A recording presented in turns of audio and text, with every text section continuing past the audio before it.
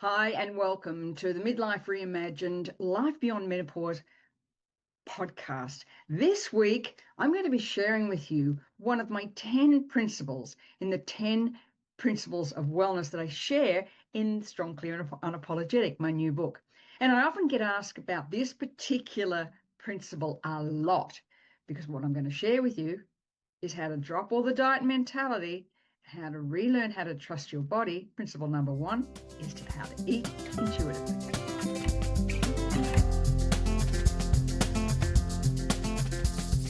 You know, it's interesting. I look back on the years when I was going through perimenopause, and I realize now, hindsight is 2020, that when I was at the peak of going through my most challenging perimenopause years, nobody knew then what we were going through. I'd been in the fitness industry at that stage, probably 15, maybe a little bit more, maybe 20 years. I was gaining weight, I was exhausted, and I couldn't diet and exercise my way out of what I knew. What I've come to realize now is that we didn't have a name for perimenopause until the mid-1990s. So as I'm going through all this, nobody knew, didn't have a terminology for it. But in 2003, I had kind of reached the end of my tether, terrible periods. I was absolutely exhausted all the time, gaining weight. I couldn't diet or exercise my way out of this. Nothing made sense. I was too tired anyway. Anyways, this one day, I took the day off work. I was due to see my gynecologist the next day. I was exhausted. I had nothing left. And I happened to turn on the Oprah Winfrey show. It used to be on 2:00 every afternoon for those of you who are old enough to remember. And the topic was this thing called perimenopause. I'd never heard of it, didn't know what it was. But as I'm watching this, I was grabbing my pen and pad and I'm writing down all the symptoms they were talking about, it was me. I was so excited. Oh my gosh, could I be in perimenopause? And I had an appointment with my gynecologist the next day and I walked in so excited. Oh, I know what this is. It's called perimenopause. And he just looked at me and said, that's not really a thing, is it?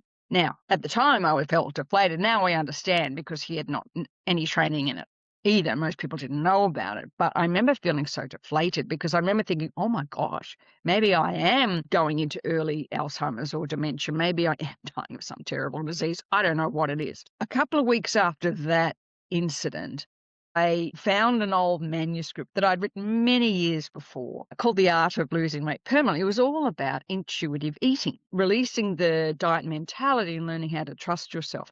And I began to implement that again. I'd forgotten all about it and, having children and everything else that goes on, your perimenopause, you're raising, kids. And I started to implement. And one of the things I have now come to realize why this particular aspect of the 10 principles of wellness is so important is that as you go through perimenopause and menopause, your intuition becomes heightened. It becomes a superpower almost, especially at this age. And I remember talking to a client about this one day and she was saying, oh, it's too hard to trust myself. And I remember thinking, if your intuition is heightened as you go into your 50s and into your 60s, for instance, but you can't manage this one thing, which is teaching yourself to eat intuitively, then how can you really trust your intuition about anything? Over the years, I've really honed this because when teaching this to women, it's challenging. It's challenging to lose that diet mentality. And we're given so much information on social media in particular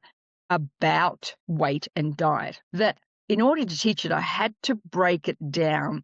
And I do that in the book, Strong, Clear, and Unapologetic. I break it down for you into 5 steps. And I'm going to share that with you today, just quickly, so you have a concept of what intuitive eating or eating intuitively is. So principle number 1 in the 10 principles of wellness is to eat intuitive. Let's break this down, how you actually do it. So the first aspect of principle number 1, eat intuitively, is intention. Why is it important for you to care for your health? Why is it important for you to lose weight? Now, one of the things, it's not about putting the picture of the girl in the bikini on the fridge or saying things like, I want to lose weight for my niece's wedding in 3 months. I'll fit into that dress. That's not enough. When you create an intention for eating well and looking after your health from this transition we're going through right through the rest of your life, it has to be something that is so powerful that it takes over any emotional decision you make about food when you're standing in the supermarket. What am I going to eat? What am I going to buy? That intention has to be really strong. So for me, for instance, my intention is in 12 years' time, I want to be able to hike grouse grind. For those who live in Canada, you know, it's all these steps up to the top of the mountain, quite an intense hike. I want to be able to do it in 12 years' time for my granddaughter's 12th birthday. That's why I'm doing this. I want a long-term goal. So I'm going to ask you right now, as you're listening to this, what's an intention that is so powerful that will help you make those choices, not just for now, not for 3 months, but for 10 years' time? I said to somebody the other day, a quote I heard, I'd rather be the oldest person in the gym than the youngest person in the nursing home. There is no doubt about it that when you have to make a choice, because it's always a choice, about the food you're going to put in your body, it's about nourishment. So the intention has to hold up that desire for nourishment. When you're standing looking at the processed food, the chips or the French fries or whatever it is you're looking at, which are easy to eat and quick and give you a quick serotonin boost, or the plate of vegetables, the fruit, the protein. It's got to be something in the middle that's the desire. Now, the other thing about it is that when you set an intention, strong intention, all sorts of opportunities present themselves to you to help you facilitate that. It's the way our brain works. It's called frequency of illusion. It's like if you decide you want to buy, let's say, a white Mercedes, a brand new car, and all of a sudden you'll see a white Mercedes everywhere, parked outside your apartment, on the street, on the highway. It's not that there's any more white Mercedes. It's just that you're now attuned to seeing them that were always there. Same thing with this. When you set an intention, all manner opportunities will present themselves to you so you can make those choices. So number one in eating intuitively is the intention. Really powerful, especially as you're going through perimenopause and menopause when that brain fog is really taken over. Number two, informed. It's really important that you are making informed decisions about the food you're eating. Understand basic nutrition. Understand the impact of seed oils have on your body.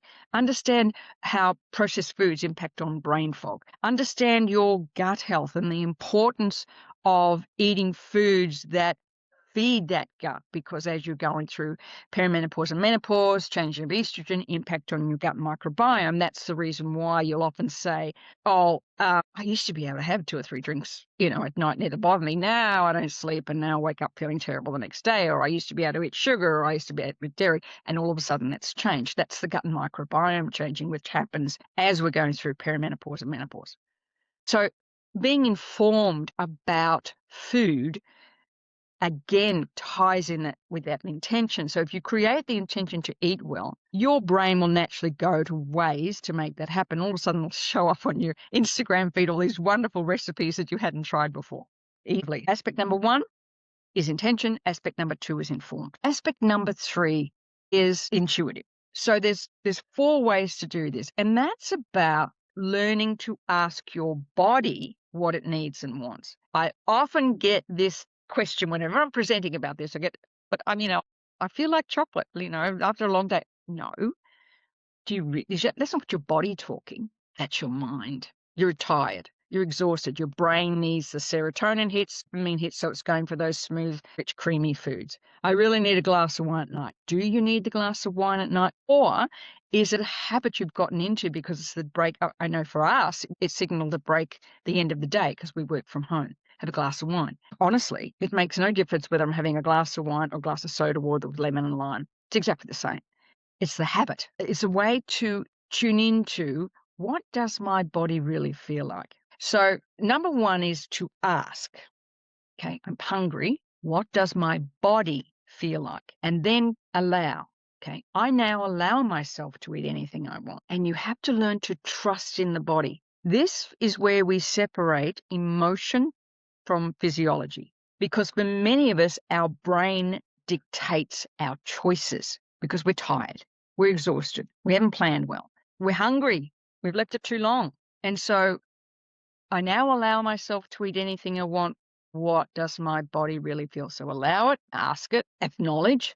Okay, all right, I affirm this. Based on what I know, based on what my intention is, I now affirm this. And then just Allow it. It can be challenging in the beginning. And that's where principle number 5 is to process emotion consciously, is because what you will be doing is at the same time, you're also going to be in this process recognizing how your emotions have directed your food choices. At this stage in our lives, we need to nourish and fuel our body. And when you nourish and fuel your body, your weight will settle at its perfect set point, not some arbitrary pound or kilogram, but your natural set point. That's what you're doing in eating intuitively. It's essentially important.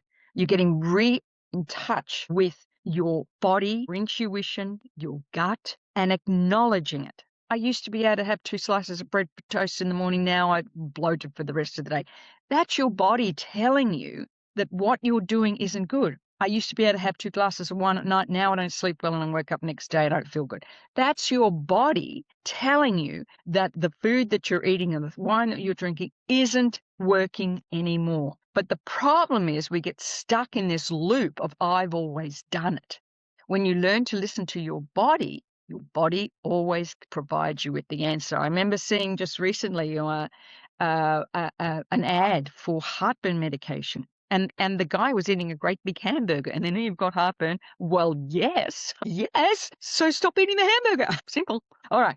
So the next part of that is introspection. Why do I reach for certain foods? What's really going on for me? I want to share this story of a client I worked with many years ago, and she was just obsessed with bread. She had to have bread with every meal.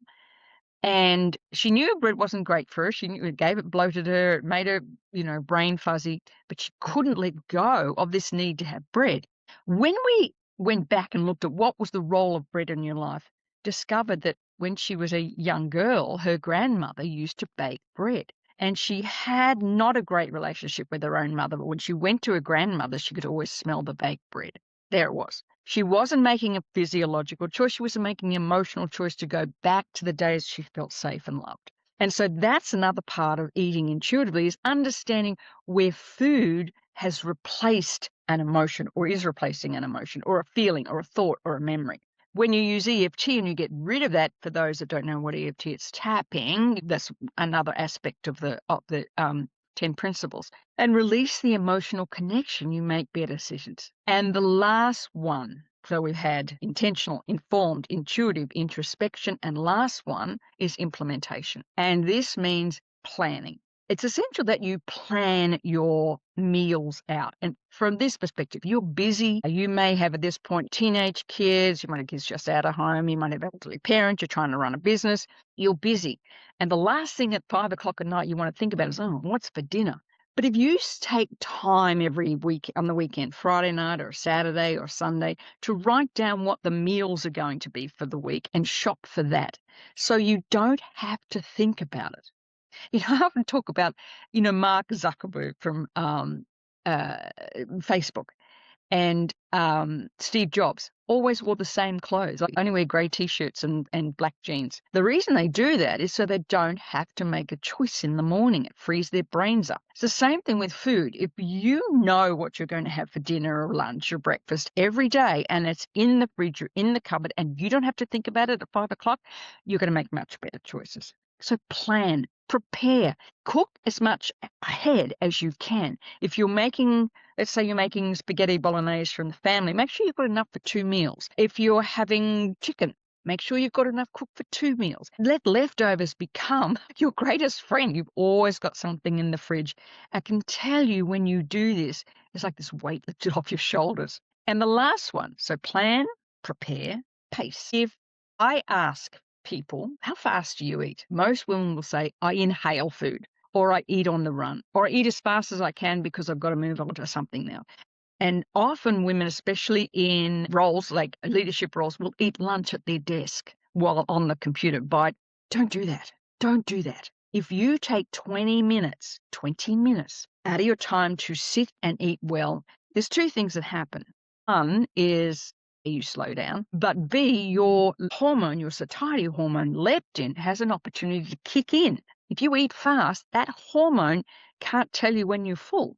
when you slow down and eat, better for your digestion, better for your stress levels, but also you're more attuned to when you're full. And the last aspect of that plan, prepare, pace is pleasure. Eating food should be pleasurable. A friend of mine that lives in Spain, and she talks about how Spanish people spend hours over lunch, or dinner at night is a celebration and people talking and sharing good food. Often here in North America and in Australia, we don't do that. We have meals to get them out of the way instead of sitting down and actually enjoying the food.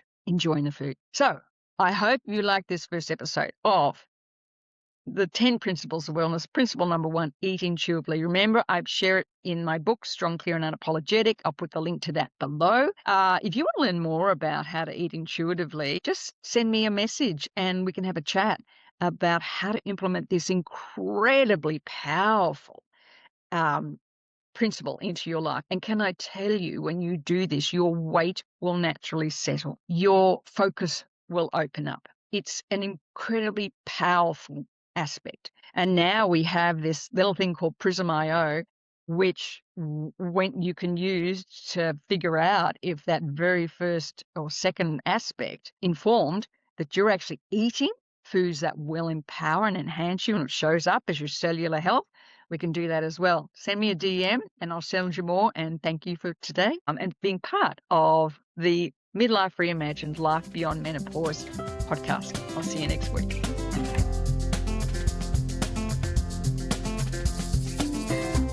If you enjoyed this week's episode of Midlife Reimagined, please share it with somebody you know that may be stuck in this diet mentality, that's struggling a little bit to find their groove again, or complaining about not being able to lose weight. Remember, this is a long-term game. And remember to subscribe so you keep up to date with each episode as they come on board each week. And thank you for being a part of the Midlife Reimagined Life Beyond Menopause podcast. I'll see you next week.